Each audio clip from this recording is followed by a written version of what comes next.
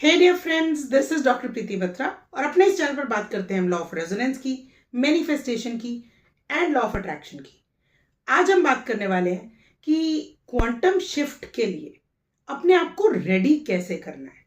ठीक है, देखिए लास्ट वीडियो में मैंने आपको बताया था कि क्वांटम जंपिंग क्या होती है और क्वांटम जंपिंग करने के लिए हमको कौन कौन से स्टेप्स को समझना जरूरी है। तो हमने कॉन्सेप्ट्स तो समझ लिए कि हमारी पैरेलल रियलिटीज होती हैं, फिर हमने ये भी समझ लिया कि हमको किस चीज पर फोकस करना है, फिर हमने ये भी समझ लिया कि जब हम फोकस अपने उस जॉय पर करते हैं उसके बाद में जब हम उस फीलिंग को पूरी तरह से समझ लेते हैं या नॉर्मल समझते हैं तभी हम उस चीज को अचीव कर पाते हैं, क्योंकि हम डिटैच्ड हो जाते हैं उसके रिजल्ट से। लेकिन ये जितना देखने में या सुनने में आसान लग रहा है ना, उतना आसान है नहीं। और क्या रीजन है कि ये इतना आसान नहीं है? क्यों? क्योंकि हम जो है ना, हम आदी होते हैं अपनी पास्ट रियलिटीज में रहने के। ठीक है, और इसको मैं ऐसे बोलूंगी कि जैसे मैंने आपको अपनी लास्ट वीडियो में बताया था कि हम लोग जो है ना, अगर हम अपने आप को पार्टिकल्स मानते हैं, यानी कि सपोज एक फील्ड ऑफ पॉसिबिलिटीज है और हम सभी उस फील्ड में ना पार्टिकल्स हैं। अब आप इसको ऐसे अज्यूम कीजिए कि जैसे सपोज एक क्रिकेट का मैदान है या फिर कोई भी एक ग्राउंड है जिस पर बच्चे खेलते हैं, तो वो मिट्टी के छोटे छोटे कणों को मिलाकर वो पूरा फील्ड तैयार हुआ है, राइट। तो अब वो जो कण है, हर छोटा कण किस समय कहाँ प्लेस्ड है उसके ऊपर डिपेंड करेगा कि वो कण जो है वो लेट्स से अगर पिच के ऊपर है या फिर जो है वो जहां पर सिक्सर मारना है वहां पर है, तो उस चीज पर डिपेंड करेगा कि उसको क्या चीज मिलने वाली है। ठीक है, सिमिलरली अगर हम अपने आप को भी पार्टिकल्स के रूप में देखते हैं, यानी कि क्योंकि हमको एक फिजिकल एंटिटी मिली हुई है, ये जो बॉडी है ये हमको मिली हुई है, तो हम अपने माइंड को अगर हम इस तरीके से ट्यून कर लें, यानी कि हम इस टाइप से उस चीज को एक तरीके से ना अपने आप को ट्रेन करें कि जिससे कि हम राइट प्लेस पे, राइट जगह पे अवेलेबल हो सके। ठीक है, यानी राइट टाइम पे राइट जगह पे होने से हमारी जो अपॉर्चुनिटीज हैं, हमारी जो पॉसिबिलिटीज हैं, उसका सारा सिस्टम हमारे लिए ओपन हो जाता है। मुझे ना एग्जाम्पल में आमिर खान का ना एक अभी रिसेंट इंटरव्यू मैंने देखा था, वो याद आ रहा है। और उसमें उन्होंने बोला कि जिस टाइम पे उनको प्ले से निकाला गया था क्योंकि महाराष्ट्र बंद था, तो वो ना प्ले को बाहर ऑडियंस में बैठकर देख रहे थे। अब वहां पर उस समय जो उनको पहला ब्रेक थ्रू मिला था वो उस टाइम मिला जब वो ऑडियंस में बैठे हुए थे। तो वो कहते हैं कि राइट टाइम पर राइट जगह होने की वजह से उनके लिए वो पॉसिबिलिटी ओपन हो पाई। यही चीज हमको यहाँ अपने लिए तैयार करनी है, यानी कि अपने आप को क्वांटम शिफ्ट में अपने आप को देखने के लिए कि हाँ, हम इस चीज के लिए तैयार हैं या नहीं है, या फिर उसके लिए हमको खुद को तैयार करना कैसे है। इसके लिए हमको पहला स्टेप क्या लेना है, अपने आप को पास्ट रियलिटीज में से निकाल कर अपनी फ्यूचर रियलिटीज में खुद को देखना शुरू करना है। ठीक है, देखिए जो पास्ट रियलिटीज होंगी ना, वो हमको बार बार अपनी तरफ खींचेंगी। आप नोटिस करेंगे कि आपकी लाइफ के ना बहुत ही सेट पैटर्न्स हैं, यानी एक चीज जो आपके साथ में आज हो रही है वही सेम चीज रिपीटेडली थोड़े टाइम के बाद दोबारा होती है। से फॉर एग्जांपल, अगर लेट्स से आपको हर थोड़े दिनों में जो है ना आपकी बॉडी बीमार पड़ती है, तो आप नोटिस करेंगे कि वही काम होता रहेगा। अगर लेट्स से आपका किसी के साथ में झगड़ा होता है तो वही काम जो है ना वो होता रहेगा। इनफैक्ट इंटेंसिटी उस चीज की बढ़ती रहेगी, धीरे धीरे धीरे धीरे ना वो वाले काम की इंटेंसिटी बढ़ती चली जाती है। क्यों होता है ऐसा? क्योंकि हम पहली बार में ना इस चीज को समझ ही नहीं रहे हैं कि हमको अपनी इस पास्ट रियलिटी में रहना ही नहीं है। हमको तो यूनिवर्स रीडायरेक्ट कर रहे हैं बार बार ये वाली सिचुएशंस दिखाकर कि ये तुम्हारा पैटर्न है, ये तुम्हारी पास्ट रियलिटीज हैं, तुम इसमें ज्यादा दिन रहोगे तो वो चीजें नहीं देख पाओगे जो तुम देख सकते हो। ठीक है, यहाँ ये समझना है कि जो हमारी फील्ड ऑफ पॉसिबिलिटीज है वो इतनी बड़ी है कि वो सभी के लिए ओपन है, यानी कि एंडलेस पॉसिबिलिटीज है। वहां पर जो काम हमारे संसार में किसी और व्यक्ति ने किया हुआ है वो उसकी पॉसिबिलिटी जो है उस टाइम पर उस पॉसिबिलिटी में वो था, इसलिए उसने उस चीज को अचीव कर लिया। क्या हम नहीं हो सकते उस पॉसिबिलिटी में? हम क्या करते हैं ना, हम लॉजिक्स के साथ में सोचते हैं, यानी कि पास्ट में हमारे साथ में जितना हुआ होता है ना, हम उसी के बिहाफ पर, उसी के बेसिस के ऊपर ना अपनी लाइफ को जज कर लेते हैं। ठीक है, तो ये जो जजमेंट है ना, आज वो निकाल दीजिए। तो फर्स्ट स्टेप जब आपको ये देखना है कि अपने आप को तैयार कैसे करना है क्वांटम शिफ्ट के लिए, फर्स्ट स्टेप उसके लिए है स्टॉप जजिंग। स्टॉप जजिंग किस चीज को? खुद को भी और दूसरों को भी, ठीक है? क्योंकि जितना हम जज करते हैं ना, जितना हम अपने आप को जज करते हैं, उतना ही लिमिट करते हैं अपने आप को। यानी कि हम रोक लेते हैं खुद को कि इससे ज्यादा तो पॉसिबल ही नहीं है, ये इतना मैं सोचूं या ना सोचूं, मैं कर पाऊंगी या नहीं कर पाऊंगी, इतने सारे इफ्स एंड बट्स हम लगा देते हैं विदाउट रियलाइजिंग कि हमारे अंदर वही पावर है जो पावर यूनिवर्स की है, यानी कि जिससे ये ब्रह्मांड चल रहा है। सेम पावर तो है हम में, क्योंकि हमें तो उस कॉन्सेप्ट तक पहुंचना है ना जहां पर हम वाइब्रेशनल मैच बन जाते हैं अपनी न्यू पॉसिबिलिटी के। यानी कि हम यूनिवर्स को मिरर करना शुरू कर देते हैं। उसी को तो क्वांटम जंपिंग कहते हैं ना, कि जब हम अपनी न्यू पॉसिबिलिटी को मिरर करते हैं।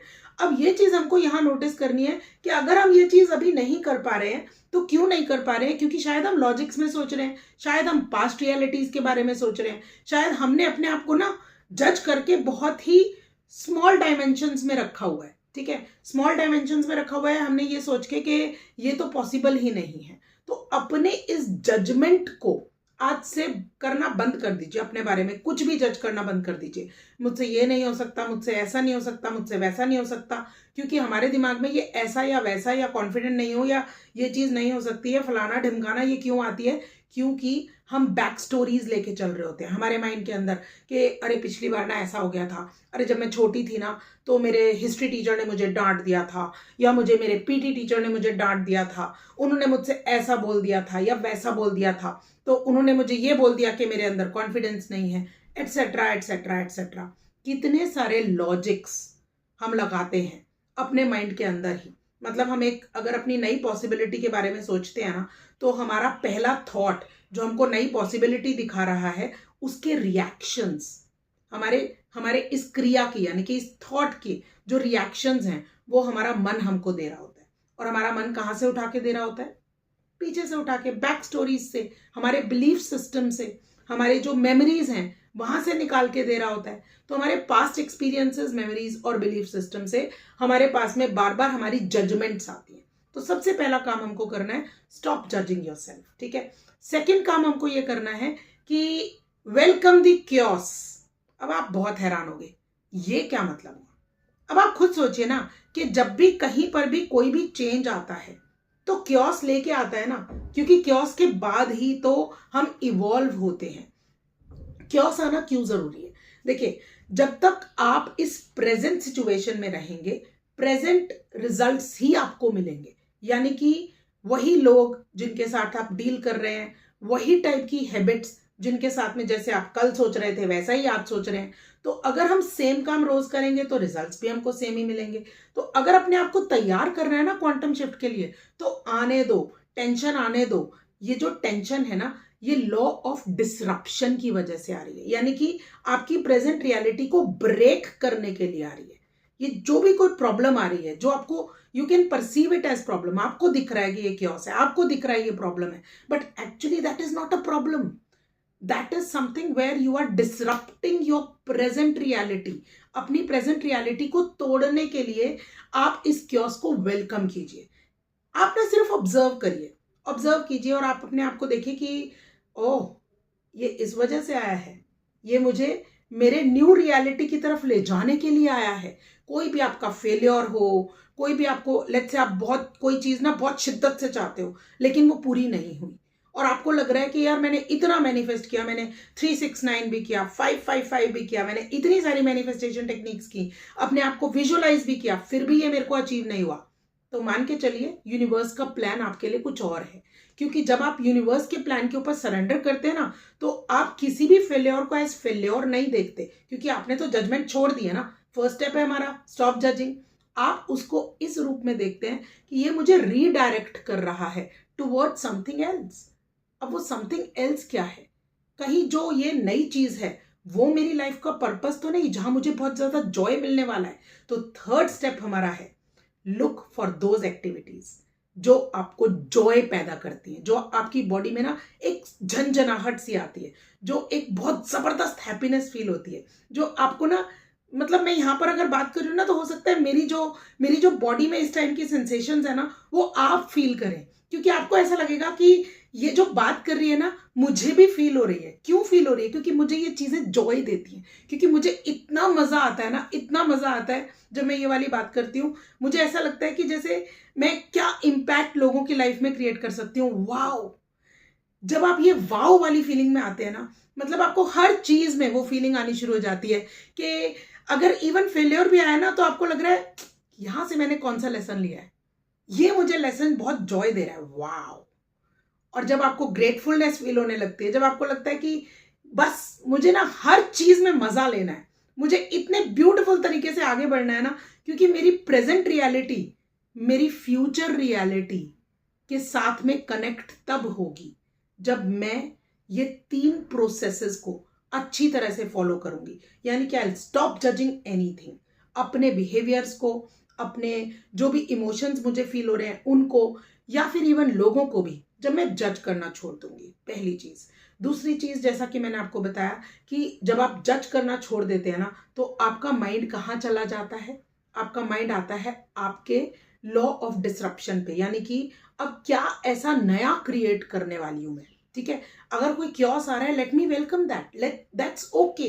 ठीक है, और फिर थर्ड चीज, जब आप बहुत प्यार से अपनी आने वाली लाइफ में हर चीज को एक्सेप्ट करते हैं, हर चीज को ये इस नजरिए से देखते हैं कि ये मुझे मेरी उस रियलिटी की तरफ पहुंचा रहा है जो रियलिटी मेरी है, एक्चुअली है। यानी कि आपने उस फ्यूचर रियलिटी को ऑलरेडी अपने अंदर एब्जॉर्ब कर लिया, धारण कर लिया है। ठीक है, जैसे कि होता है ना, ओम भूर्भुवः स्वः तत्सवितुर्वरेण्यम, वरेण्यम।